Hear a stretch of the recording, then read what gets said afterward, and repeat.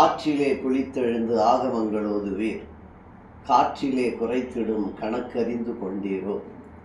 நாற்றிலே களையெடுத்து நற்குடி ஆகாத நீர், ஊற்றிலே முணுமுணுக்கும் மந்திரம் ஏதடா. சிவவாக்கியர் பாடல். எவ்வளோ அழகாக சொல்லியிருக்காரு பாருங்க. அதாவது உடம்பை சுத்தமாக்கிறீங்க, பரிசுத்தப்படுத்திக்கிறீங்க, ஆற்றுல குளிக்கிறீங்க, குளத்தில் குளிக்கிறீங்க, ஆகமங்கள்லாம் ஓதுறீங்க, மந்திரங்கள் நிறைய ஓதுறீங்க.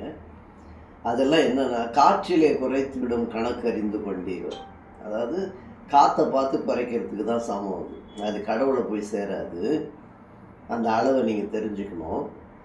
நாற்றிலே களையெடுத்து நற்குடி ஆகாத நீர், அதாவது கடைசி குடிமகன் என்று சொல்லக்கூடிய ஒரு விவசாயி, அவன் பயிரிட்டு களை எடுத்து மக்களுக்கு அரிசி கொடுக்கின்ற, உணவை கொடுக்கின்ற அவன் தான் நல்ல குடி.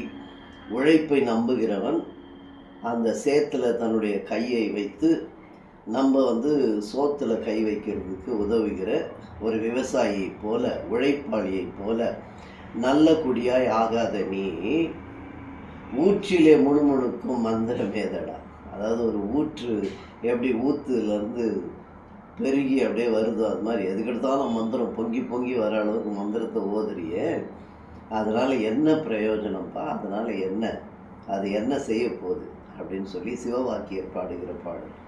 ஆற்றிலே குளித்தெழுந்து ஆகமங்கள் ஓதுவீர். நல்லா குளிச்சுட்டு பரிசுத்தமாக இருக்கேன்னு நினச்சிக்கிட்டு வெறும் மந்திரத்தை ஓதுறியே அப்படின்னு சொல்கிறார். 2 கொரிந்தியர் 7ஆம் அதிகாரம் 1ஆம் வசனத்தில் பார்த்தீங்கன்னா, அசூசி நீங்கள் நம்ம என்ன பண்ணணுமா, பரிசுத்தப்படுத்தி கொள்ள வேண்டும். நம்மை சுத்தப்படுத்தி கொண்டு சரீரத்தை சுத்திகரித்து கொண்டு பரிசுத்தம் ஆக வேண்டும். அந்த பரிசுத்தமாகி நாம் பூரணப்பட வேண்டும், பூரணப்பட கடவும் என்று நம்முடைய வேதாகமும் சொல்லுகிறது. அதனால் இந்த சடங்கு, சம்பிரதாயம், மந்திரம் அப்படியே பைபிள் படிக்கிறேன், வசனமாக ஒப்பிக்கிறேன் அப்படின்னு சொல்கிறது பெருசு கிடையாது. அப்போ இன்றைக்கு இருக்கிற சூழ்நிலைக்கு ஏற்ற விதமாக இந்த மேல் ஜாதி கீழ் ஜாதி என்ற எண்ணம் இதெல்லாம் இல்லாமல், யாரை நீங்கள் பெரிய ஒரு மேல் சாதின்னு நினைக்கிறோமோ அவன் பரிசுத்தமாக இல்லை. வெறும் மந்திரம் ஓதிட்டா பரிசுத்தம் கிடையாது, வெறும் பைபிள் படிச்சுட்டா பரிசுத்தம் கிடையாது. நம்முடைய இருதயம் சுத்தமாகனால்தான் நாம் பூரணப்படுகிறோம் என்று வேதமும் சொல்லுகிறது. அவர்கள் வேதம் என்று சொல்லி கொண்டிருக்கிறதும் சொல்லுகிறது.